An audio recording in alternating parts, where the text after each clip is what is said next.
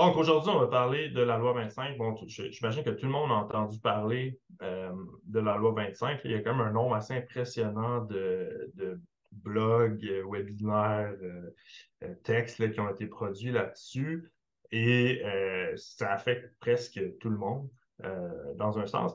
Euh, Puis donc, on va regarder ça un peu plus en détail. Moi, c'est sûr que j'ai une perspective là-dessus, là, dont je vais vous parler aussi, je veux dire, il y a plusieurs perspectives à avoir, donc je vais vous parler de la mienne. Je pense que ça risque de correspondre dans une large mesure à ce que les gens qui assistent au webinaire ont besoin, mais tu sais, ça se peut que non. Donc, je vais quand même vous informer là-dessus.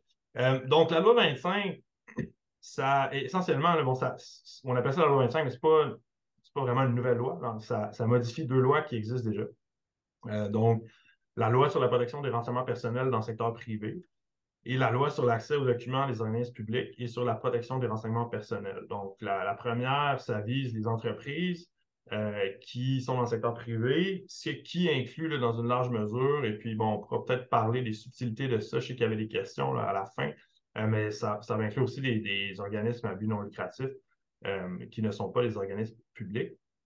Et puis la loi, ben, des fois, on va dire la loi sur l'accès pour faire court, mais ça vise les organismes publics. Et bon, certaines entreprises privées, des fois, peuvent être affectées là, s'ils agissent comme mandataires pour un organisme public.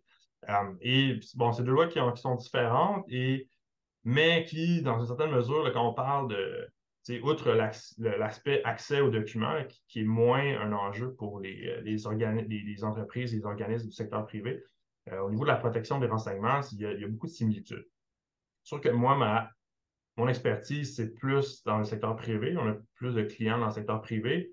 J'ai une certaine notion là, de la loi sur l'accès, puis s'il y a des questions, on peut regarder ça, mais évidemment, la présentation est plus axée sur la protection des renseignements personnels. Il y a beaucoup de choses qui sont applicables aussi aux organismes publics. Là, s'il y en a, je pense qu'il y en a qui sont des représentants d'organismes publics qui sont parmi nous. Mais tout l'aspect là, de accès aux documents de demande d'accès, ça ne sera pas nécessairement traité. D'où ça sort, ça, la loi 25? Ben là, évidemment, je ne suis pas dans le secret là, du législateur, mais l'idée, là, je pense que c'est connu que l'idée, c'était de moderniser le régime qui est existant. Ça, c'est un élément important quand même parce que c'est pas, on n'est pas dans quelque chose qui est complètement nouveau, là. Il y a beaucoup d'éléments de la loi, beaucoup de principes qui étaient déjà existants, qui s'appliquaient déjà. Peut-être qu'on en entendait moins parler, on ne le savait pas. Il n'y avait pas beaucoup de, euh, il n'y a pas beaucoup d'activités pour mettre en œuvre ou faire appliquer. Il n'y avait pas beaucoup d'activités pour faire appliquer l'ancienne loi, ou en tout cas dans l'ancienne version. Et là, bon, l'idée, c'est d'un moderniser pour l'amener un peu euh, dans le monde moderne. Là. À l'époque, on parlait de dossiers, par exemple. Là. Bon, moi, dans la loi, en ce moment, elle parle encore de dossiers, là, mais ça va changer le 22 septembre, donc très prochainement. Et maintenant, bon, c'est parler de concepts là, où maintenant, c'est plus dans des dossiers, on n'est plus dans des filières là, physiques.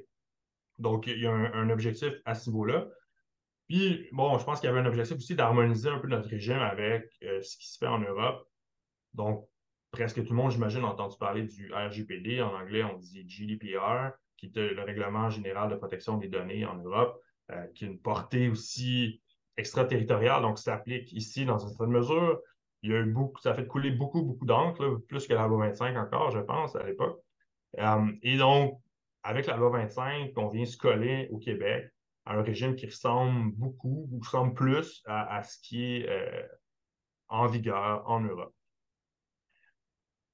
Là, j'ai peut-être quelques petites notes avant de rentrer dans le sujet. C'est ça, c'est juste pour teinter l'ensemble de la présentation. Il faut comprendre, puis ça, c'est toujours un peu décevant là, pour les participants ou les gens qu'on conseille, c'est qu'il y a quand même pas mal d'éléments qui euh, sont incertains ou on n'est pas certain comment ça va être interprété. Il risque d'avoir un peu d'aide de la Commission d'accès à l'information, qui est l'organisme qui s'occupe de mettre en application euh, les lois qui sont modifiées par la fameuse loi 25. Mais on n'a pas encore toutes les réponses. Ça va être très long avant qu'on les ait. Donc, c'est certain que il y a plein de questions auxquelles ni moi, ni n'importe quel autre avocat peut avoir des réponses absolues. On peut avoir une opinion, on peut penser qu'il y a une meilleure stratégie à adopter, mais est-ce qu'on est certain à 100%? Il y a beaucoup de zones où c'est pas, on ne peut pas dire que c'est le cas. Moi, ma présentation va être axée aussi sur l'approche qu'une PME devrait prendre. Un OBNL, je pense que ça rentre dans à peu près les mêmes préoccupations, et versus, par exemple, une grande entreprise. Je m'attends à ce qu'il n'y ait pas nécessairement parmi nos participants là, les responsables de la vie privée de très grandes entreprises là, qui sont sûrement conseillés depuis longtemps à ce niveau-là. Donc, c'est sûr que l'approche que je prends, moi, c'est axé sur un peu la clientèle qu'on dessert. Puis, je pense une très large majorité des entreprises ici au Québec qui n'ont pas nécessairement, ils n'ont pas 5000 employés, ils n'ont pas des départements complets, ils ne peuvent pas engager 10 personnes pour s'occuper de ça, mais ils ont des besoins aussi qui sont moins grands. Donc, il faut garder ça en tête. Moi, j'essaie d'être une approche assez plus pratique, là, de dire, bon, qu'est-ce qui fait du sens pour une PME pour essayer de se conformer. Puis, un élément important aussi, c'est que c'est tentant de regarder le régime de protection des renseignements personnels comme, bon, il y a la nouvelle loi, j'ai entendu que ça entre en vigueur le 22 septembre. Comment est-ce qu'on fait pour être conforme? T'sais? Puis, ben, c'est des questions qu'on a souvent. Puis, la réalité, c'est que bon, il y a des choses qu'on peut faire pour être conforme ou pour favoriser la conformité, mais des fois, c'est dur de dire ah, on est sûr d'être 100%, on a coché toutes les cases. Et c'est souvent une approche plus en gestion de risque là, que moi, je vais préconiser, c'est-à-dire on regarde quoi les risques qui affectent l'entreprise, puis ça se peut que le risque de non-conformité à la loi, ben, ce soit un des risques, mais c'est peut-être pas le pire. Ça dépend de la situation. Donc, oui, c'est à prendre au sérieux. C'est pas pour minimiser, mais il faut voir ça dans un cadre plus global. Là. Puis des fois, ça va être difficile de juste mettre ça en silo et dire, OK, c'est quoi les cases à cocher, on les fait. Là. Dernier point avant de commencer, est-ce que ça se peut que je dise données au lieu de renseignements? La loi parle de renseignements personnels ici. En Europe, on parle de données personnelles. Essentiellement, c'est la même chose. Il n'y a pas de différence entre les deux termes là, qui est substantielle et qui mérite d'être souligné. Donc, si jamais je dis données, ça veut dire la même chose, données personnelles, renseignements personnels. Là. Donc, il n'y a pas de distinction à faire à ce niveau-là. Donc, on voit à l'écran les dates importantes à respecter. La loi 25, qui vient, comme je l'ai dit tantôt, modifier deux lois, elle entre en vigueur de façon progressive. Donc, il y a une portion qui est déjà entrée en vigueur, donc depuis l'année passée, en septembre. Et donc, euh, principalement, bon, l'obligation de désigner une personne responsable. En fait, la désignation est faite par défaut. C'est la personne, si vous êtes le plus haut dirigeant de votre organisation, mais s'il n'y a rien qui a été fait, c'est vous qui êtes de facto responsable. Les conséquences de ça ne sont pas extrêmement grandes, là, mais ça fait en sorte, surtout dans les plus grandes organisations, que si on veut que quelqu'un d'autre s'en occupe, il faut le faire et ça doit être fait par écrit de façon relativement officielle. L'autre obligation qui est déjà en vigueur, bon, c'est de tenir un registre des incidents de confidentialité. Ça se peut que certains d'entre vous n'ont pas de registre à ce jour. Bon, c'est pas la fin du monde, mais ça fait un an qu'on est censé avoir ça. Peut-être que vous n'avez pas eu d'incident de confidentialité, puis que le fait qu'il y ait un registre, c'est pas si grave. Et il y a une obligation d'en déclarer quelques-uns. Donc, je dis quelques-uns, ça veut dire pas tous nécessairement les incidents ne doivent être déclarés, mais ceux qui ont une portée plus grave euh, doivent être déclarés à la commission notifiée. Là, je ne sais pas c'est quoi le terme exact, mais il faut en donner avis à la commission d'accès à l'information. Et ça, c'est quelque chose, bon, ça a fait un peu, ça a été dans les médias, ou en tout cas dans certains cercles là, où ils publiaient pendant un certain temps les gens qui avaient fait des déclarations, puis là, ils ont changé leur fusil d'épaule. Honnêtement, je ne sais pas c'est quoi la position en ce moment là-dessus, là, ça a changé. Mais ça, c'est quelque chose qui est déjà en vigueur. Et là, il y a ce qui s'en vient très bientôt. Donc, le 22 septembre, dans moins d'un mois. Et c'est vraiment la grosse portion de la loi, elle entrée en vigueur c'est cette année, là, en 2023. Donc, la plupart des dispositions nouvelles, c'est dans quelques semaines qu'elles seront en vigueur. Et donc, on va le regarder plus en détail, mais il y a des aspects qui touchent la gouvernance, des aspects qui touchent l'obligation d'être plus transparent par rapport au traitement, la collecte, l'utilisation des renseignements personnels que font les entreprises et les organismes. Et puis, au niveau du consentement, le consentement qui est un peu pierre angulaire de tout notre régime. Là, l'idée de base, c'est que les gens doivent donner leur consentement pour qu'on collecte et qu'on utilise leurs renseignements personnels afin de protéger leur vie privée. Et puis, on peut être. Parce qu'il y a certaines voix qui diraient que c'est peut-être pas la meilleure approche là, parce que c'est dur de consentir, mais il y a une tentative qui est faite pour renforcer un peu cette notion de consentement, puis d'avoir des critères un peu plus sévères, ou pas sévères, mais qui sont plus élevés pour avoir un niveau de consentement plus élevé et s'assurer que les gens consentent réellement à l'utilisation de renseignements. Et puis, un autre gros morceau, c'est le droit à la désindexation, mais qui est quelque chose, bon, c'est ce qu'on appelle le droit à l'oubli souvent. Euh, Par contre, autant ça peut être, ça a l'air d'un gros morceau, là, puis on a entendu beaucoup parler de ça dans le cadre européen.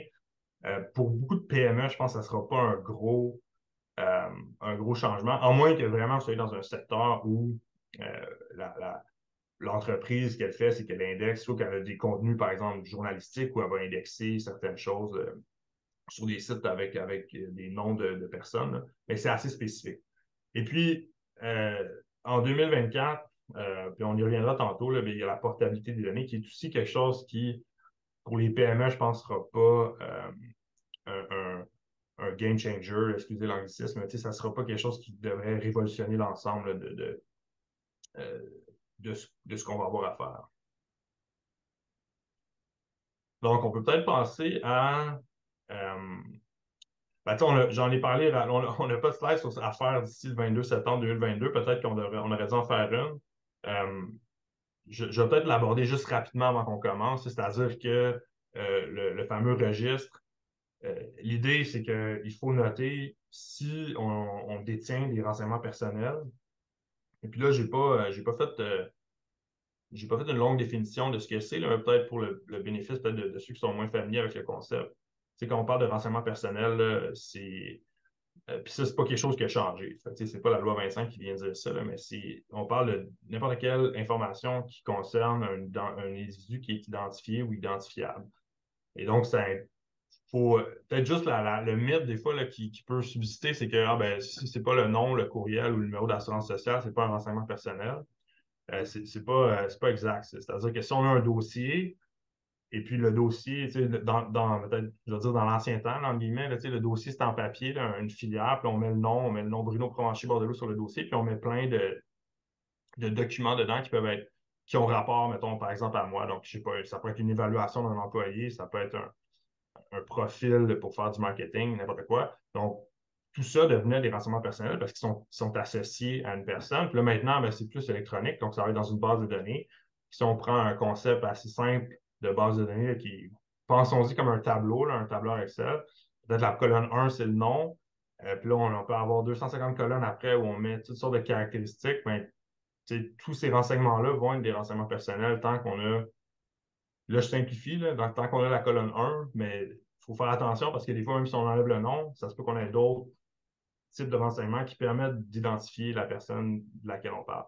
Donc, je dis juste ça pour, c'est assez large, là. Puis, s'il y a quelqu'un ici qui pense, ah ben moi, mon entreprise, on n'en collecte pas de renseignements personnels, ça serait très, très, très surprenant. C'est presque jamais le cas.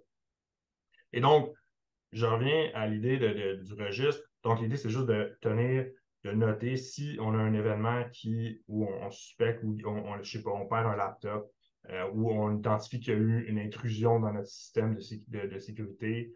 Euh, Ça peut être un ancien employé qui s'est connecté, il n'est pas supposé. Il y a toute une panoplie de choses qui peuvent arriver. On perd une clé USB. C'est de tenir le registre puis d'avoir fait l'exercice, de savoir qu'est-ce qu'il y avait là-dessus. Il y avait des choses qui sont sensibles, puis il y a certains critères qui font qu'on doit déclarer s'il y a un incident. Donc, notamment si il y a un risque que quelqu'un, si on a perdu une clé ou un laptop qui avait des informations sensibles financières ou les numéros d'assurance sociale de certaines personnes, mais c'est dangereux pour le vol d'identité. Donc là, c'est certain qu'il faudrait déclarer. Il y a des situations qui sont plus dans la zone grise.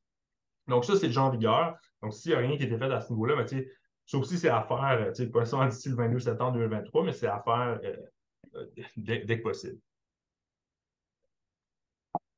Donc, ce qui s'en vient, puis ça, pourquoi on n'est pas encore en retard, mais on va voir peut-être qu'on est déjà un petit peu en retard quand même. Euh, donc, la première étape, là, quand j'appelle ça évaluer ses besoins, et puis c'est vraiment une étape qui est c'est une étape d'analyse, là, puis c'est pas, c'est vraiment quelque chose où on regarde nos pratiques ou, et juste cartographier, mais c'est de se demander où est-ce qu'on prend les renseignements. Tantôt, j'ai parlé de c'est quoi les renseignements personnels. Des fois, ça peut être une notion qui est un peu plus difficile à saisir. Puis c'est un bon exercice de se demander est-ce qu'on en a des renseignements, puis peut-être qu'on en a plus qu'on pensait. Peut-être qu'on se disait, nous, ben non, on a le nom, puis le courriel, puis le numéro de téléphone de deux, trois personnes. Mais finalement, ah non, dans le fond, on en a peut-être bien plus que ça, puis on a des bases de données, ça contient des renseignements, est-ce que c'est associé à des gens? C'est un exercice ça, qui demande une collaboration la plupart du temps. C'est moindrement qu'on est dans une organisation d'une certaine taille. Ça peut demander une collaboration entre des gens de différents départements. Le personnel technique devrait être impliqué là-dedans parce que des fois, on ne le sait pas, mais ah ben oui, nous, je ne sais pas, on a l'impression que notre produit, il envoie des messages textes à des personnes, mais ce qu'on ne sait pas, c'est que, ah ben non, c'est pas nous qui fait ça. Ça se peut que ça ne soit pas évident au premier regard qu'il y a des tiers, par exemple, impliqués. Puis, quand je parle qui peut accéder au renseignement, mais ça peut être, si on est en impartition pour certaines fonctionnalités, ça se peut qu'on ne le sache pas, mais ah ouais, il y a telle compagnie, les autres, ce qu'ils font, c'est qu'on leur envoie le contenu, ils envoient les messages textes. C'est souvent le cas. Je donne cet exemple-là parce que c'est quelque chose qui revient souvent. Même chose au niveau des employés, peut-être qu'on a juste un gros serveur et tout le monde y a accès. Euh, ça se peut que ça soit requis, mais ça se peut que ça ne soit pas la bonne façon de procéder. Puis l'autre élément de cette étape-là, c'est d'établir une stratégie. Donc, la cartographie, c'est de voir qu'est-ce qu'on fait. Puis stratégie, c'est qu'est-ce qu'on veut faire. Donc, c'est quoi l'objectif de l'entreprise par rapport à ces renseignements? Est-ce que est-ce qu'on en a qu'est-ce qu'on veut faire? Est-ce qu'on veut établir des profils? Est-ce qu'on veut faire de la meilleure publicité? Est-ce qu'on veut personnaliser notre produit pour offrir une meilleure expérience utilisateur? Là, je donne certains exemples, mais il peut y en avoir beaucoup d'autres. Et ça, c'est pas nécessairement qu'est-ce qu'on fait maintenant, c'est ce qu'on veut faire dans le futur. Ça peut inclure aussi qu'est-ce qu'on fait déjà. Et c'est important parce que une des notions qui est dans la loi, c'est qu'il faut établir les fins pour lesquelles on collecte, on utilise les enseignements. Puis il faut les établir en principe en amont. Donc, pas une fois qu'on a tout collecté, ce qui peut être une approche qui a été prise, je pense, par plusieurs entreprises, là, de dire, ben, la donnée, ben, c'est l'or, le pétrole là, du 21e siècle. Donc, on collecte tout ce qu'on peut, on enregistre le plus de données possible, puis on veut trouver quelque chose à faire avec. Donc, le principe qui est apporté, et ça, c'est pas nouveau de la loi 25 nécessairement, c'est quelque chose qui existait euh, déjà dans les lois existantes, c'est qu'on est censé déterminer à l'avance c'est quoi les fins qu'on va viser, puis pourquoi on va utiliser les renseignements, ce qui permet de pouvoir faire l'analyse de ben, on a-tu besoin de tel renseignement, peut-être qu'on n'en a pas besoin. Puis une bonne façon de ne pas le mettre à risque, c'est de ne pas le collecter, de ne pas le conserver. Donc, évidemment, là, on est quelques semaines avant. Il est déjà un peu tard pour commencer. Pour une entreprise d'une certaine envergure, là, ça peut être un processus qui est assez long de faire ça. Je ne dis pas ça pour décourager. C'est juste que c'est pas nécessairement quelque chose qui se fait en un après-midi. Ça peut prendre un certain temps, puis ça peut demander de faire des meetings, puis d'avoir une collaboration de différentes personnes dans une entreprise. Donc, évidemment, avec tout ce que ça implique, là, je pense que vous êtes tous assez familiers avec ça. Et, je veux juste, là, il y a la date, la fameuse date du 22 septembre, puis ça suscite de l'intérêt pour la loi 25.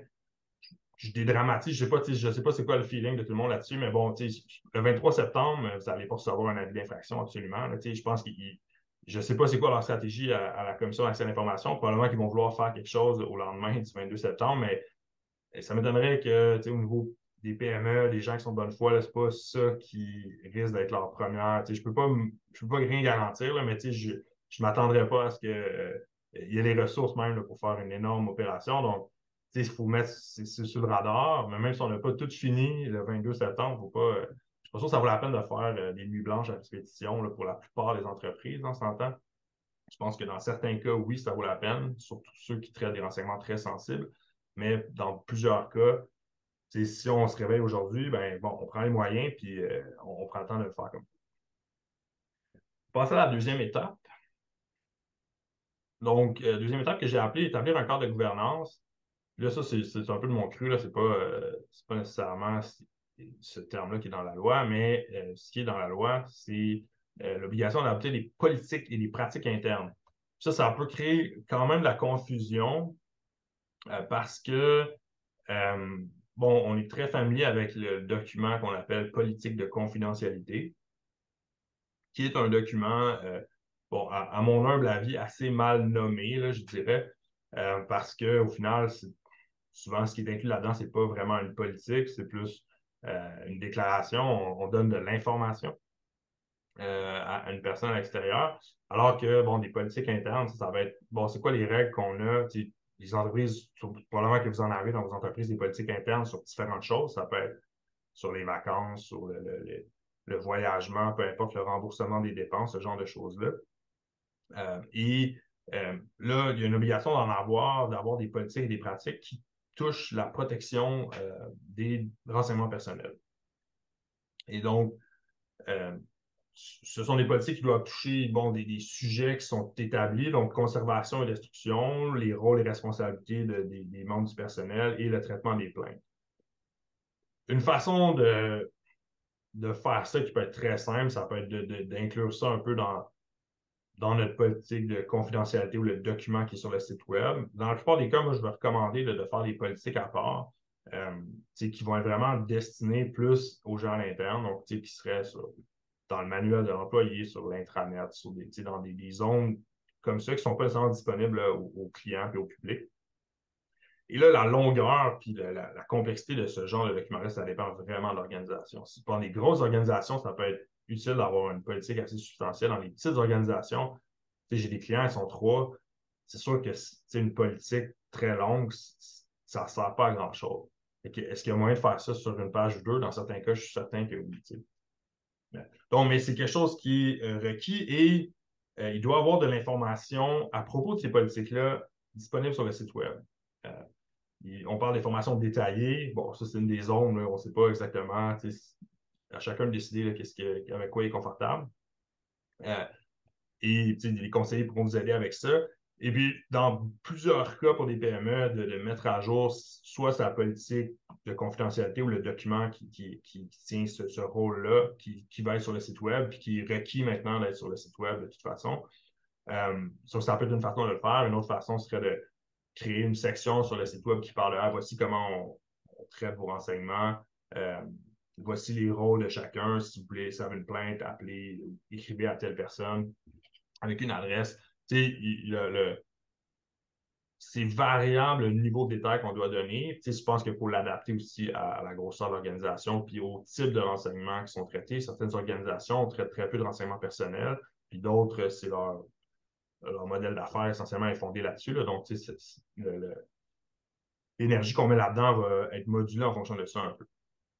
Et l'autre élément du cadre de gouvernance, c'est un nouveau concept euh, dans la loi qui est une évaluation des facteurs relatifs à la vie privée.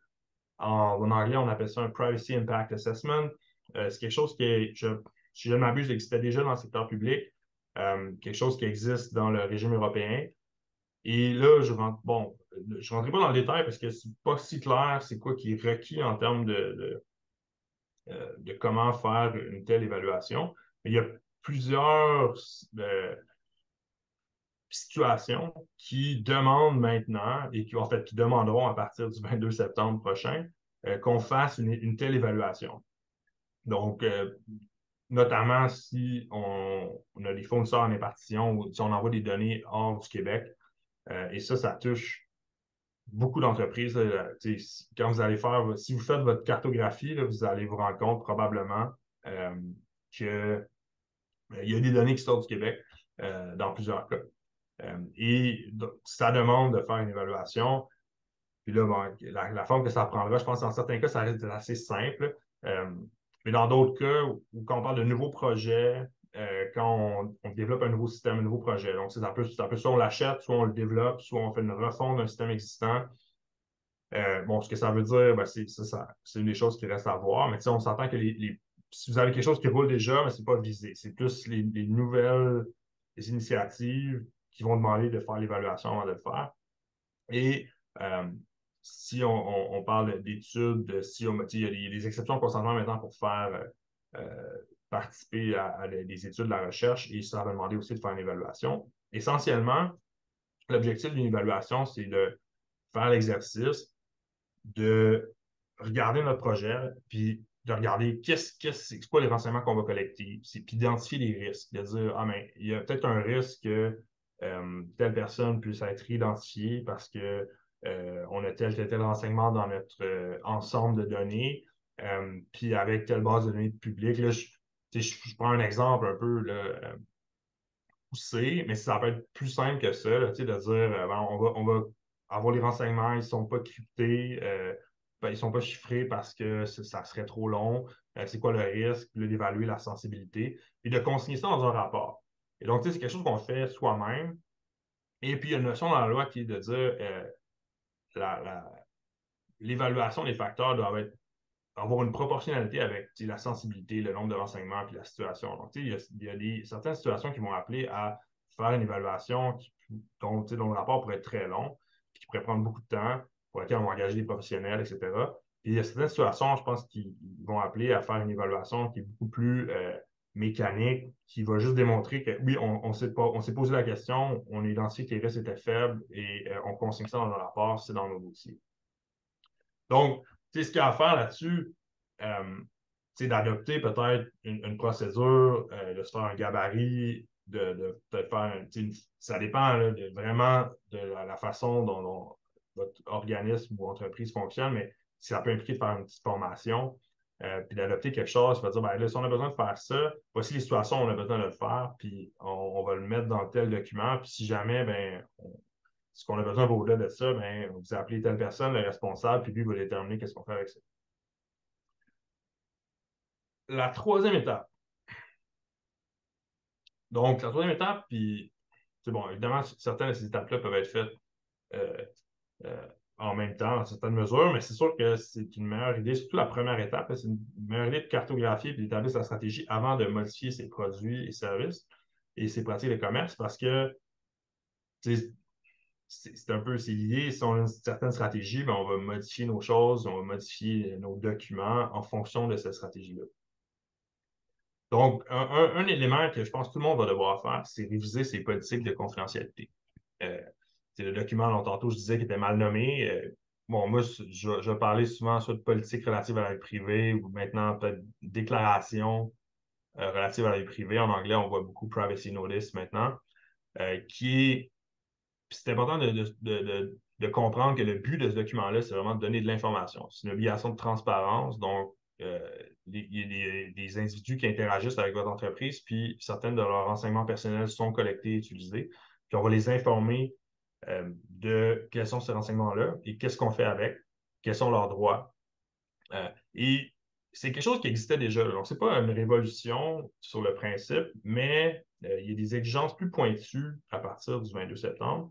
Et notamment, là, je pense que sans entrer là, dans une analyse juridique là, du texte de la loi, pour moi, ce que ça demande, c'est de simplifier, clarifier le texte. Ce qui veut dire, oui, d'écrire peut-être dans un langage moins juridique, quoique ce n'était pas nécessairement un gros problème dans les politiques de confidentialité, mais à mon avis, une façon de se conformer, c'est d'identifier, par exemple, ce qu'on va faire avec les renseignements de façon plus spécifique. Donc, on va voir souvent, là, classiquement, on va dire, ah ben, on recueille des renseignements et on va les utiliser pour améliorer nos produits et services ou améliorer votre expérience utilisateur. Si ça veut dire quoi? Si on regarde en arrière de ça, ce que ça veut dire, c'est ben, on va packager les renseignements, on va les envoyer à un courtier en données, et puis eux vont les mixer avec d'autres renseignements, puis vont les renvoyer, comme ça on va avoir plus d'informations sur vos préférences. Je pense que la personne qui regarde améliorer nos services, peut-être qu'elle ne se doute pas que c'est ça qui va se passer, puis qu'elle va se retrouver dans une base de données ailleurs. Donc, j'ai un exemple un peu extrême, mais dans un objectif de transparence, d'expliquer un petit peu plus clairement ce que réellement l'entreprise va faire avec les renseignements, puis c'est quoi son objectif. Qu'on identifie dans l'étape stratégie, dans l'étape cartographie, ça va permettre, c'est une piste de conformité, disons, là, pour répondre à cette obligation de transparence. Et l'autre chose qui est plus concrète, c'est qu'on doit ajouter de l'information sur les tiers à qui on partage les renseignements. Donc, si vous avez des fournisseurs, maintenant, il faut vraiment les nommer et de simplement dire on partage à certains de nos fournisseurs, ça sera plus suffisant. Donc, est-ce qu'on doit nommer chaque fournisseur ou peut-être donner des catégories peut-être, mais c'est sûr qu'il faut aller au-delà de juste dire, ben, on utilise des renseignements, on les envoie à des fournisseurs, et puis si on les envoie hors du Québec, il faut aussi en parler de façon plus spécifique pour recueillir le consentement. On viendra au consentement, là, mais il y a un contexte à ça aussi qui est, en ayant une politique comme ça qui est claire, mais les gens peuvent la regarder, puis ça fait en sorte qu'on peut plus facilement prétendre qu'on a leur consentement de façon implicite, à tout le moins, pour traiter leur renseignement.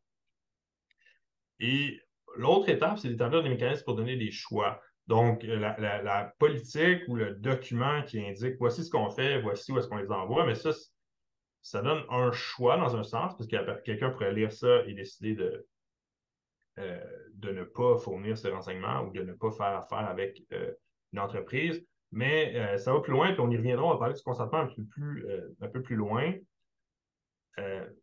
Dans certains cas, un consentement explicite va être requis. Donc, de simplement dire, ben, allez lire notre politique, puis si vous n'êtes pas content, allez ailleurs, comme ça vous êtes informé. Ça se peut que ça passe plus. Et dans certains cas, il va falloir pouvoir démontrer, ben oui, la personne a vraiment explicitement consenti à ça. Puis ce que ça veut dire, ça, puis on y reviendra aussi, là, mais ce que ça veut dire, c'est que j'ai pas accepté tout en bloc. Je vais utiliser votre produit, puis en plus, ah oui, j'accepte que vous utilisez mes renseignements pour personnaliser la page d'accueil ou pour m'envoyer de la publicité ciblée parce que moi, dans le fond, ça va faire des meilleures publicités. Mais j'ai le choix aussi de l'utiliser sans euh, consentir à ça. Donc, je donne un exemple. Si vous allez sur YouTube, par exemple, vous avez le choix. Vous pouvez dire, OK, ben, je veux que YouTube utilise mon historique pour me proposer des vidéos, mais on peut aussi sortir de ça.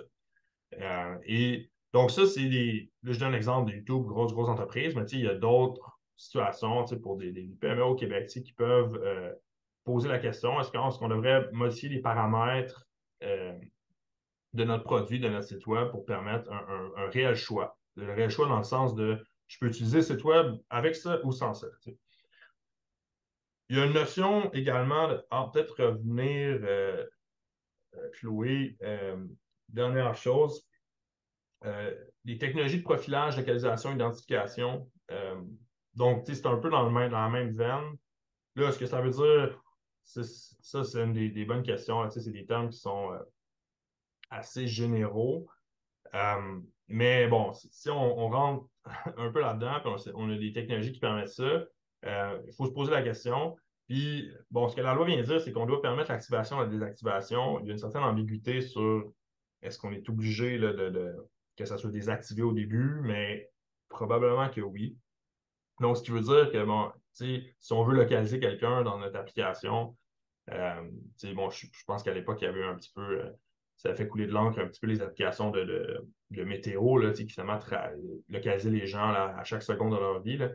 C'est le genre de choses qui devraient être, encore une fois, j'ai un exemple extrême, là, il y en a des moins extrêmes, quelque chose qui ne devrait pas être activé par défaut et que la personne pourrait activer elle-même si elle en tire un bénéfice, elle veut le faire. Puis, même chose, ben, il y a une autre notion que si on a un produit qui a des paramètres de confidentialité, donc par exemple une application comme ça là, qui dit OK, est-ce que je partage ma localisation en tout temps? Est-ce que je partage mon historique en tout temps? Ben, ces produits-là, par défaut, devraient offrir le plus haut niveau de confidentialité. Donc, on comprend ça comme voulant dire ces choses-là sont désactivées, la personne peut l'activer si elle le veut. Euh, Juste quelque chose qui n'était pas sur la diapositive, euh, puis probablement qui ne va pas affecter beaucoup des gens qui participent aujourd'hui, là, mais si il y a un traitement de données 100% automatisé, là, je veux dire, fondé exclusivement sur du traitement automatisé, c'est pas très courant, mais ça existe là, clairement. Là. Et ce que ça va demander à partir du 22 septembre, c'est d'informer les individus de cette situation-là. Et de leur donner de l'information sur c'est quoi qu'on utilise comme renseignement pour faire ce traitement-là, c'est quoi les facteurs et les paramètres qui sont utilisés pour prendre la décision, qui peut être assez compliqué à déterminer dans certains cas, et ça faut permettre à la personne de présenter des observations à un individu, là, donc à un humain. Donc ça, c'est les entreprises qui font du traitement à 100% automatisé, là, ça peut quand même changer un petit peu la donne, parce que s'il faut vraiment faire un mécanisme pour qu'il y ait une personne qui soit disponible pour recevoir des observations, peut-être recevoir des questions aussi. Donc, l'autre élément là, que je n'ai pas mis dans la diapositive, là, qui est peut-être moins, qui affecte peut-être moins toutes les entreprises, mais qui peut avoir un gros impact si c'est dans cette situation-là. Maintenant, d'ici le 22 septembre 2024, donc ça, c'est dans un peu plus qu'un an, euh, la chose qui va rester encore en vigueur, c'est la portabilité des données. Et bon, là, on a une grosse diapositive là-dessus, là, mais honnêtement, c'est comme si ça donne un peu l'illusion que c'est super important. Je pense que ça va être important pour certaines entreprises, mais pour la plupart des PME, moi, je ne me concentrerai pas trop là-dessus maintenant, à moins que vous soyez en train de faire un nouveau système où vous allez vraiment collecter beaucoup d'informations de la part des individus, parce que là, ça vise les renseignements qui sont collectés par l'individu, auprès de l'individu, par contre. Pardon. Donc, ça ne vise pas les renseignements qui sont inférés ou générés par l'entreprise. C'est vraiment ce qu'on a collecté auprès de l'individu. Donc, si vous êtes en train déjà de concevoir un système à cet effet-là, bon, il va y avoir une évaluation des facteurs probablement à faire si vous ne le complétez pas d'ici le 22 septembre prochain. Et peut-être que ça vaut la peine de se pencher sur la question, comment est-ce qu'on va pouvoir communiquer là, dans un format euh, structuré, un format électronique là, qui fait du sens. Je pense que, à mon avis, ça va s'appliquer beaucoup dans des secteurs spécifiques, là, comme je le mentionne dans la diapo. Secteur bancaire, télécommunications, où euh, il y a peut-être un bénéfice là, à pouvoir transférer des dossiers entre différents fournisseurs. Pour beaucoup de PME, ce ne sera pas vraiment le gros changement. Passons au consentement, qui ça est euh, un élément qui touche tout le monde, là, toutes les entreprises qui sont visées par la loi. Et il y a eu un document là, en mai qui est un projet de ligne directrice qui a été publié par la Commission d'accès à l'information. Et donc, bon, si vous voulez être relativement confus par rapport aux critères de consentement, ben, vous pouvez lire le projet de ligne directrice qui est disponible sur leur site. Si vous voulez être beaucoup plus confus, ben, vous pouvez lire le projet de ligne directrice et vous pouvez lire les 19 mémoires qui ont été déposées par différents intervenants du milieu pour commenter le projet de ligne directrice. Donc là, c'est là qu'on en est. Euh, Bon, à ma connaissance, là, il n'y a pas eu de ligne directrice finale qui ont été émises. Est-ce qu'elles le seront avant le 22 septembre? À voir, à suivre. Là. Mais je fais quand même un petit topo là, de la façon dont la Commission d'accès à l'information présente les exigences par rapport au consentement des individus.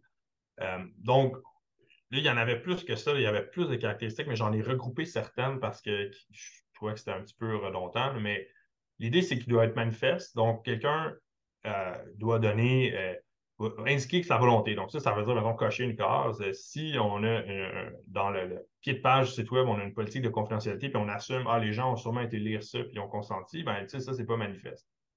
Je donne des contre-exemples, peut-être pour illustrer. Quand on parle de consentement libre, c'est quelqu'un doit vraiment réellement avoir le choix. Donc, tu sais, si un exemple, ce serait pour les employés, on dit bon, ben, on doit traiter vos renseignements. Donc, ça, c'est le formulaire pour les employés. Il faut que tu signes en bas pour dire que tu consens dans un processus d'embauche. Ben, là, est-ce que c'est vraiment libre? Quand c'est un peu sous-entendu que si tu ne le signes pas, ben, tu n'auras pas la job, ben, ça, c'est quelque chose qui serait pas libre dans un contexte comme ça. Une façon d'assurer qu'on a un consentement plus libre, ça peut être d'offrir des solutions alternatives. Donc, si on a un exemple qui a été donné, c'est une entreprise qui pourrait avoir un système d'identification avec les empreintes digitales, mais quelqu'un qui n'est pas à l'aise pourrait dire OK, mais toi, tu peux utiliser un autre système, ça va être un peu plus compliqué, mais on fait une mesure d'accommodement. Ça fait un consentement plus libre. Consentement éclairé, ça veut dire qu'on a eu l'information relative aux conséquences de ses choix. On a eu l'information pour prendre une bonne décision, ou en tout cas une décision là, qui est pas qui est basée sur quelque chose. Et c'est là que vous donnez des explications plus claires sur ce qu'on va faire avec les renseignements. C'est là que ça peut favoriser un consentement qui est éclairé. Donc, de dire, ben, on va juste améliorer nos services avec vos renseignements, ben, est-ce que c'est vraiment éclairé? Est-ce qu'on a vraiment compris c'était quoi, dans quoi on s'embarquait? Ça peut même potentiellement aller plus loin, là, donner de l'information sur c'est quoi les conséquences de, ben, on va personnaliser l'expérience pour nos utilisateurs, mais peut-être qu'est-ce que ça veut dire, ça? C'est que, ben oui, selon ce que vous avez visité comme site, on va modifier nos prix sur le site, comme vous allez avoir un prix spécial pour vous, Fait que là, ça pourrait, si si on fait ça et on n'en parle jamais, est-ce que vraiment la personne a de façon éclairée consenti à ça, puis finalement, bon, elle se fait charger plus cher que les autres parce qu'elle a un profil différent? Euh, on pourrait se poser la question. Tu sais. Le caractère spécifique du consentement, je pense que j'en ai parlé un peu avant, c'est l'idée de on consent de manière distincte pour chaque élément important. Et puis là, je dis élément important parce que, bon, évidemment, on ne peut pas consentir pour chaque élément, mais puis il y a une difficulté ici qui est de tracer la ligne. Tu sais, qu'est-ce qui est inclus dans on dit, OK, bon, on va obtenir votre consentement parce qu'on va faire des statistiques par rapport à l'utilisation de notre site Web. Donc, à partir de votre compte utilisateur, on veut savoir là, euh, quels sont les caractéristiques démographiques des personnes qui s'intéressent plus à telle section, plus à tel produit. Fait que ça, c'est une chose. Puis, il peut y avoir différentes choses qui sont incluses là-dedans, dans cette fin-là. Mais si ensuite, euh, on veut inclure ces résultats-là dans quelque chose qui va être mis dans une base de données chez un tiers, qui va être inclus dans quelque chose de plus gros, par exemple, ben, peut-être qu'on devrait scinder les deux et dire, OK, mais est-ce que vous voulez participer à notre analyse à l'interne, puis est-ce que vous voulez être inclus dans le partage qu'on va faire de ces renseignements-là, par exemple? Donc, ça pourrait être deux choses différentes. Là, évidemment, il y a une infinité d'exemples sur ce qui pourrait, puis on va y revenir dans l'exemple, je pense qu'on plus loin, là, j'ai un petit exemple là, basé sur les technologies de traçage sur les sites web qui peuvent illustrer ça assez bien. Et il y a un caractère temporaire aussi, c'est-à-dire que le consentement n'est pas à tout jamais. Et quand on parle de période limitée, ben, bon, c'est pas nécessairement limité de façon stricte dans le temps. Ça ne vient pas dire, il faut que ça soit pour un an. Mais il faut que ça soit limité à une certaine période qui est nécessaire pour euh, atteindre la fin qu'on a identifiée là, dans la stratégie. Donc, à un moment donné, si on n'a plus besoin, on n'a plus besoin. Il y a des exceptions, puis il y en a qui sont en fait des nouvelles exceptions pour ça, c'était pas dans la loi avant, mais on le faisait quand même. Disons ça ainsi, là. Euh, donc, analyse interne, ça veut dire on fait de l'analyse à l'interne, donc tu sais, c'est pas avec des partenaires, c'est à l'interne, on va faire, fait que, tu sais, ça va permettre dans une certaine mesure là, d'avoir euh, tu sais, de pouvoir faire de l'analyse commerciale, de regarder c'est quoi que nos clients font, de faire certains tests à l'interne. On doit utiliser pour ça des renseignements dépersonnalisés. Dépersonnalisation, là, je pense que je n'aurai pas le temps d'entrer dans le détail de ça, mais essentiellement, ça veut dire qu'on enlève là, un identifiant direct. Donc, ça pourrait être quelqu'un qui est réidentifiable, mais qui ne veut pas être dans la base de données. On ne va pas mettre son nom, on va mettre, par exemple, un identifiant anonyme. Une autre exception au consentement, c'est l'impartition fournisseur externe. Donc, on en a parlé tantôt, peut-être ça prend une évaluation des facteurs, mais au moins, on n'est pas obligé de demander à chaque personne, hey, es-tu correct pour que j'envoie tes renseignements à Microsoft pour mon Azure aux États-Unis. Par contre, ben, il y a des exigences, donc il faut avoir un contrat écrit, il faut s'assurer qu'il y a des mesures qui sont en place pour protéger les renseignements. L'autre exception, c'est les transactions commerciales, qui est quelque chose que tout le monde faisait quand même. Il y a personne qui demandait à ses employés, par exemple, ou à ses clients, là, avant une transaction commerciale, là, de consentir. Mais il y a des exigences par rapport au contenu contractuel. Puis là, si vous êtes impliqué dans une transaction commerciale, moi, le seul petit conseil que je vous donne, c'est faites attention que dans le pré-contrat, donc une lettre d'intention, une offre d'achat, en tout cas un NDA, une entente de confidentialité au début, avant de partager les affaires, avant la vérification diligente, par exemple, qu'il y a une des dispositions qui traitent de la protection des renseignements personnels. C'est à ce moment-là qu'il faut le traiter. Et je vais juste donner une petite information sur une exception qui est absente de la loi, une exception notable qui n'a pas été inclue, c'est l'exception pour les employés. Donc, les renseignements sur vos employés, les employés de l'organisation, ne sont pas automatiquement exemptés. Il n'y a pas d'exemption. Les employés n'ont pas besoin de consentir. Donc, ça peut créer pas mal de difficultés, en tout cas au moins en théorie. Dans certains cas, on va présumer du consentement de l'employé. Mais il faut faire attention, surtout quand on est dans des renseignements qui sont peut-être pas, qui sont pas inhérents là, à l'emploi. C'est sûr que oui, pour être employé, il faut donner certains renseignements, son adresse, son numéro d'assurance sociale. Mais si on commence à faire de la surveillance très pointue, des dossiers de performance, ben là, on peut rentrer dans une zone où peut-être qu'un consentement spécifique, justement, serait requis pour ça. Avançons, parce que là, le temps file. Ben là, l'exemple, là, c'est un petit exemple, c'est juste pour illustrer un peu. D'un côté, on a un genre pop-up ou cookie, bandeau de cookies là, ou de témoins qui vient dire, ben, on utilise ça, vous êtes informés. Ça, c'est de l'information. Puis là, quelqu'un fait je comprends. Ça, est-ce que c'est un consentement vraiment explicite? Puis, oui, dans certains cas, ça peut être suffisant. Et la personne peut cliquer pour plus d'informations. Puis là, dans l'autre cas, ce serait quelque chose de plus granulaire. Donc, puis ce qu'on voit beaucoup maintenant, de dire, ben, on peut choisir, est-ce que je veux que le site web soit personnalisé pour moi? Oui. Est-ce que je veux de la publicité? Peut-être non. Mais je veux mon historique parce que ça va être plus simple pour moi. Et puis là, ce que je montre quand c'est marqué le petit détail, ça, on ne fera pas la démonstration, là, pas les capacités techniques pour faire ça, là, mais ça pourrait être on clique un petit pop-up qui s'ajoute par-dessus, qui nous explique dès maintenant, rapidement, c'est quoi que ça veut dire personnalisation de site web. Donc ça serait des très bonnes pratiques pour vraiment être certain d'avoir des consentements qui sont valides. Au niveau des droits des individus, il n'y a pas d'énormes changements. Il y a certains droits nouveaux, là. Donc, j'ai parlé tantôt des décisions automatisées. Donc, on en a parlé. Là, il y a certains droits là, s'il y a des décisions automatisées à 100%. Il y a le droit à la désindexation, qui, encore une fois, je pense, dans la plupart des cas, ce n'est pas quelque chose qui va s'appliquer vraiment à tout le monde. C'est plus spécifique. Et il y a un droit plus général qui est nouveau, là, qui est d'obtenir plus d'informations sur le traitement des renseignements personnels. Donc, tu sais, c'est pas extrêmement bien défini, mais les individus maintenant ont le droit d'obtenir peut-être un peu plus d'informations qu'il y avait sur qu'est-ce qu'on fait avec le renseignement, qui a accès, c'est qui les personnes responsables. Donc, tout ça n'est pas formaté vraiment de façon absolue. Donc, à suivre là, comment ça va être appliqué. Mais je rappelle que les droits qui existaient avant existent encore. Et peut-être juste j'ai souligné, là, le droit d'effacement, il n'y a pas un droit absolu. Là. La loi 25, ça n'introduit pas ça. Au Québec, il n'y a pas ce droit-là de dire, ah, vous avez des renseignements sur moi, vous devez les effacer. Dans certains cas, oui, tu sais, si la collecte n'est pas nécessaire, si la raison pourquoi on les a collectés, la fin est accomplie, il y a plus de raison d'avoir ça. Oui, ça se peut qu'on doive l'effacer, mais il y a plein de situations où même si quelqu'un voulait qu'on efface ces renseignements, l'entreprise peut les garder.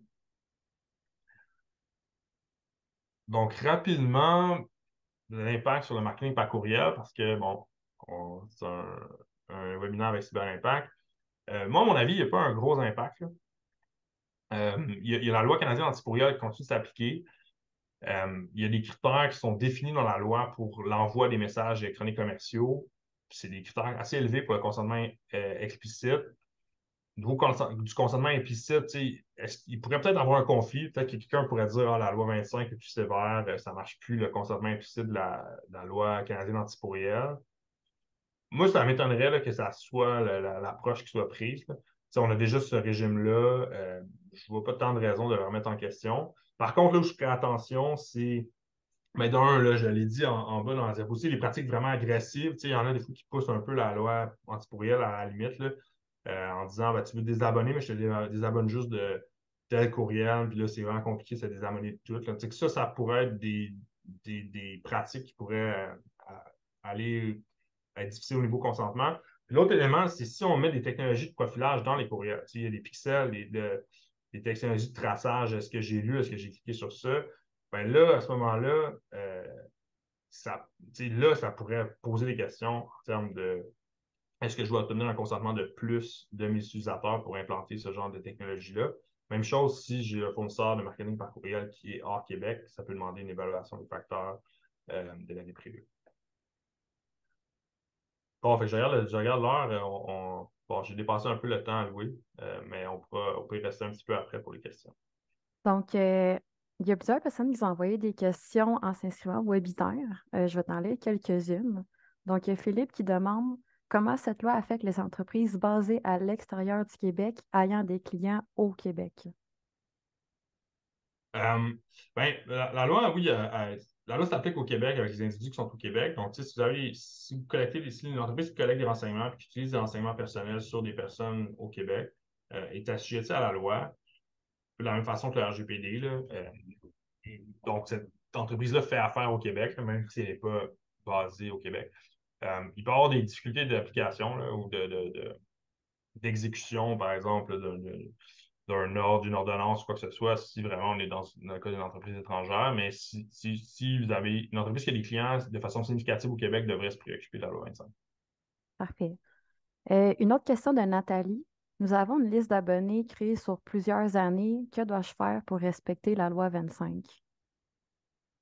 Ouais, ben ça, bon, comme tu sais, toutes les questions-réponses dans ces situations-là, ça dépend beaucoup de euh, la situation particulière, de comment cette liste-là a été créée, par exemple. Est-ce qu'on a à l'époque obtenu le consentement des gens pour faire la liste?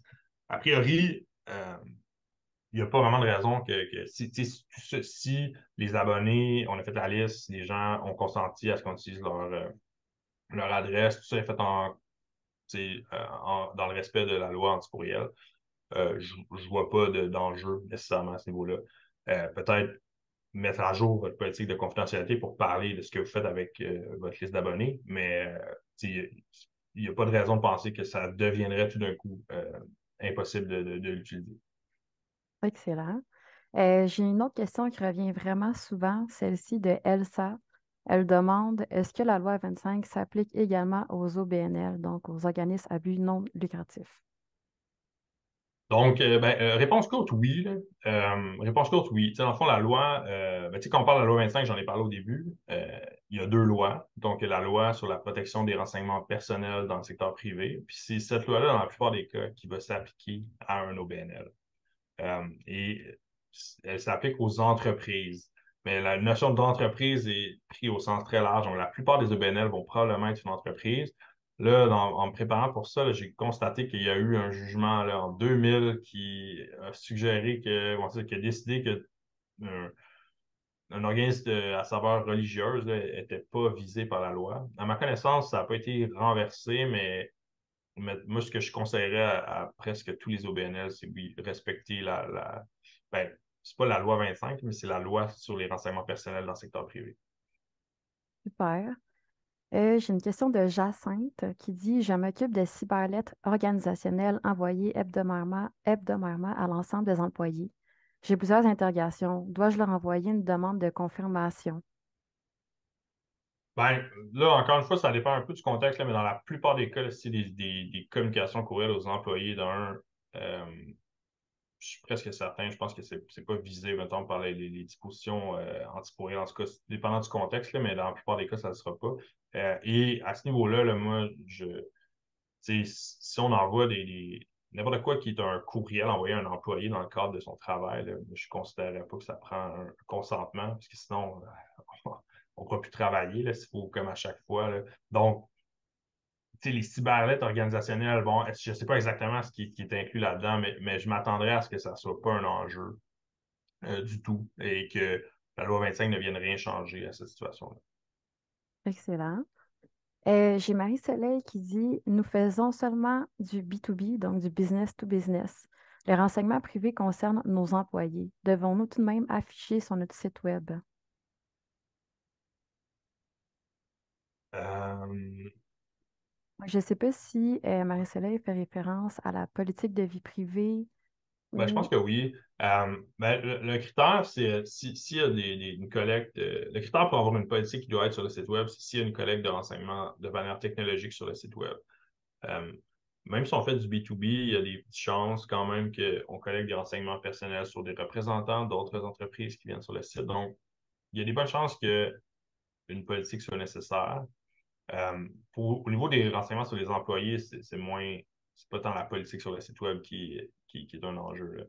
Là. Par contre, l'obligation de donner de l'information sur ses politiques et pratiques internes sur son site web est applicable à tout le monde. Tu sais. Donc, mais ça se peut que l'information requise soit pas soit minimale, là, par contre. Non, ici, j'ai Marie-Ève qui demande si la loi s'applique également pour les travailleurs autonomes. Par exemple, doit-on être aussi à cheval sur les règlements, comme créer des documents stratégiques pour se conformer à la loi 25? La loi 25 s'applique à c'est ça, un travail autonome, il y a des bonnes chances que vous soyez considéré comme une entreprise. Là. Donc, et que soyez assujettis à la loi. Maintenant, puis ça, je pense que c'est vrai pour beaucoup de choses. Euh, c'est beaucoup d'éléments là, dans la loi puis dans la façon d'appliquer. Il y a une notion de proportionnalité à certains endroits, mais aussi, tu sais, nous-mêmes, je pense qu'on peut l'introduire, c'est-à-dire, ça dépend, c'est quoi la nature des renseignements. C'est sûr qu'il y a des gens qui veulent être super conformes puis ils vont tout faire, peu importe question, puis c'est correct, c'est ça que, il y a des gens qui ont besoin de ça pour être confortables.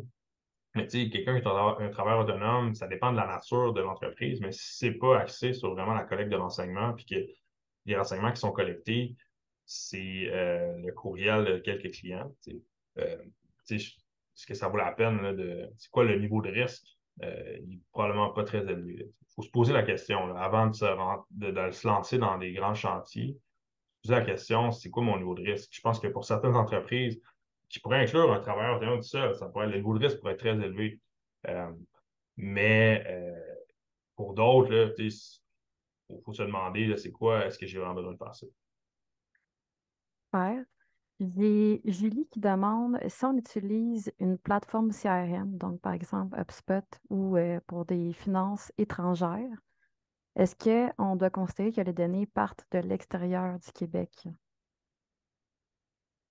Ben, si les données sont stockées à l'étranger, donc tu sais, je sais que maintenant, il y a certaines entreprises qui vont offrir d'avoir les données, puis ça vient de la législation en Europe. Mais il y a certaines entreprises qui vont offrir, ah ben on peut héberger vos données au Canada. Dans un contexte comme ça, je dis ça un peu sous préserve, là, je ne sais pas comment ça va être interprété, mais dans le contexte européen, on considérait, ah ben les données restent au Canada. Euh, il y a des, il y a des subtilités à ça, puis dans certains cas, mais, on va considérer que même si ça reste au Canada, s'il y a des entités étrangères qui ont accès là, de façon euh, sans limite, là, peut-être qu'il peut y avoir un enjeu hors Québec, mais en règle générale, si les données sont stockées hors du Québec, ben oui, c'est hors du Québec. Puis si, même si peut-être ça peut être une entreprise dont le siège social est étranger, mais qui fait affaire au Québec, puis on a ça dans un centre de données à Montréal, ben à ce moment-là, moi, après ma barre, là, je dirais pas que ça demanderait tout ce qui est requis pour une impartition au Québec. Il y a beaucoup de questions par rapport au territoire Québec, à l'extérieur. Par exemple, il y en a une autre de Stéphane qui dit, est-ce qu'une entreprise qui opère au Québec, mais dont le siège social est situé dans une autre province, devra tout de même se conformer à la loi 25? Ouais, la réponse à ça, c'est oui. En fond, le siège social de l'entreprise, là, c'est pas vraiment quelque chose qui est pertinent là, ben, pas juste pour la loi 25, mais pour l'application des lois. Tu sais, donc, euh, tu sais, même les grandes entreprises, euh, tu sais, des Google, Facebook, tu sais, dernièrement, il y a eu une décision sur Home Depot. Tu sais, leur siège social n'est pas nécessairement au Canada, mais ils ont tu sais, une filiale au Canada, puis elle va être assujettée à la loi. Donc, quand on fait affaire quelque part, on fait affaire dans une juridiction, ben, on est assujetti aux lois qui s'appliquent dans cette juridiction-là. Je vais prendre une dernière question, étant donné qu'on a déjà dépassé le temps. Il y a Frédéric qui demande, est-ce que la loi 25 s'applique aussi au site web interne, donc l'intranet d'une entreprise, s'il y a des données qui sont recueillies?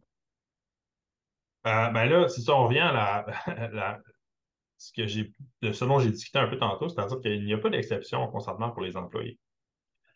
Donc, la réponse courte, ce serait oui, ça s'applique. Évidemment, euh, tu sais, ça dépend qu'est-ce qui est fait sur l'intranet, là. Mais donc, tu sais, qu'est-ce qu'on a à faire si on fait juste mettre l'intranet puis on met les coordonnées, on met le répertoire téléphonique, tu sais, il ne faut pas demander la permission à tout le monde. Par contre, tu sais, si l'intranet, par exemple, comprend des technologies de traçage pour voir combien de temps chaque personne a passé sur telle page de l'intranet, puis sur quoi il a cliqué, puis où est-ce que ses yeux étaient, puis sa souris, peu importe. Tu sais, peut-être que ça rend quelque chose auquel les gens ne s'attendraient pas. Et peut-être ça demanderait à tout le moins une divulgation là, pour être transparent et peut-être même, tout dépendant du niveau là, de tracking, peut-être même un consentement de la part des employés et de leur permettre de ne pas participer à ça. Ben, merci beaucoup, Bruno. On va arrêter les questions parce qu'il y en a une cinquantaine qui sortent, puis ça continue encore. Ouais. Je suis désolée si on n'a pas le temps de répondre à tout. Par contre, si vous avez besoin d'accompagnement pour votre entreprise, pour vous conformer à la loi 25, j'ai mis les coordonnées de Bruno ici à l'écran. Puis sinon, dans le fond, je veux juste vous rappeler que vous allez recevoir la rediffusion du webinaire par courriel d'ici la fin de la semaine. Il va aussi encore avoir les coordonnées de Bruno dans cet envoi-là par courriel. Et puis, je vais aussi essayer d'intégrer la présentation PowerPoint parce qu'il y a plusieurs personnes qui me l'ont demandé. Donc, c'est toutes des choses que vous devriez recevoir d'ici quelques jours. Je voulais vous remercier de votre présence. Merci beaucoup à Bruno aussi qui a accepté gentiment notre invitation de participer au webinaire.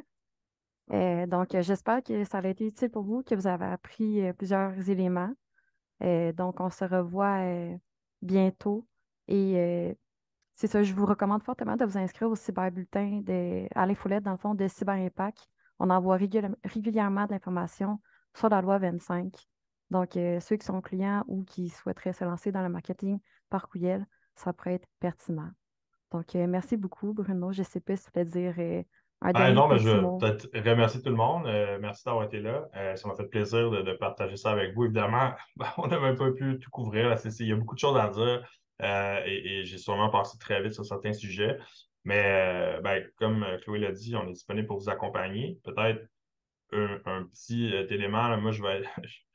Bon, vous allez dire mauvais timing, mais je vais être en vacances là, les 2 prochaines semaines. Donc, ça se peut que si vous m'écriviez, vous avez un message d'absence, mais n'ayez crainte, il y a d'autres personnes au bureau qui vont pouvoir vous accompagner, puis on pourra tout regarder ça ensemble à mon retour au besoin. Bon, ben, on vous souhaite une excellente fin de journée à tous. Merci, au revoir. Au revoir.